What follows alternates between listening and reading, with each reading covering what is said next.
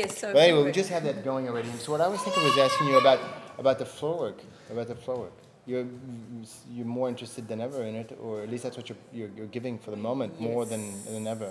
Why is that? Because I am close to the ground.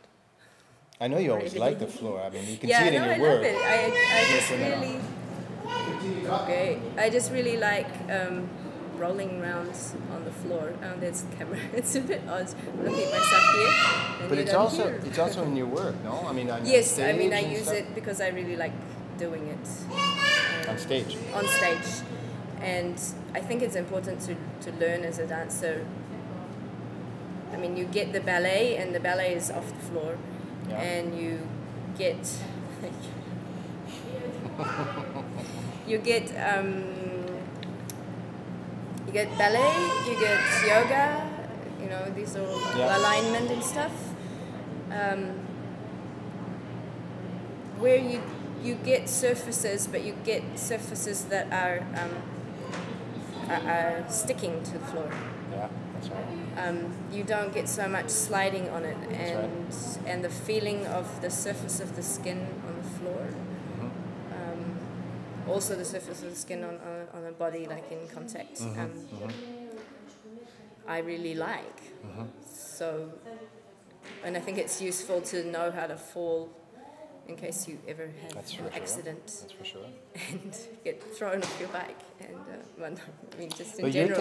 your techniques are very beautiful on the floor. I mean, they're like when you move across the floor, you're moving in ways that really make it. It's really dancing. You know, it's not just utilitarian walking or just sort of like moving around like a crab or something, or just it's actually really aesthetic. So the kind of floor work, your research on the floor is really, it's true. It's really danced. So it's kind of and because I feel that it's easier to move on the floor if you're flowing in spirals, and that your energy goes up and down and around, and this is easier to work with than if you stop. Because I see a lot of students blocking themselves because they're scared. But if you can just let the energy go and let the energy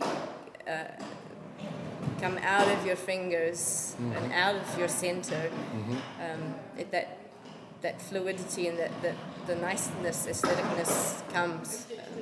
Would you say that that's the key to making the flow work really work? Is to continue the energy from one movement into the next?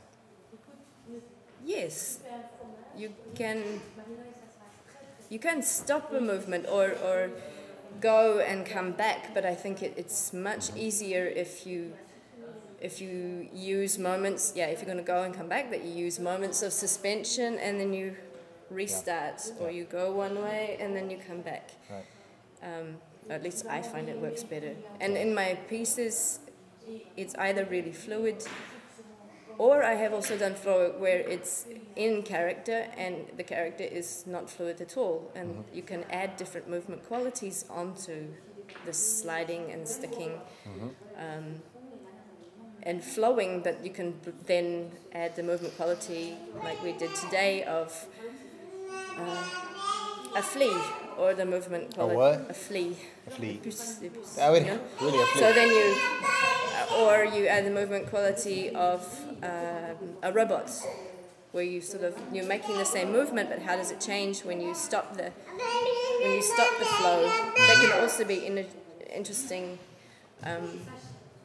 to play with afterwards. Once you got this and you know how that goes.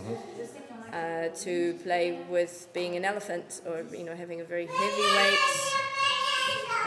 What was the other one we did? Flea, elephant.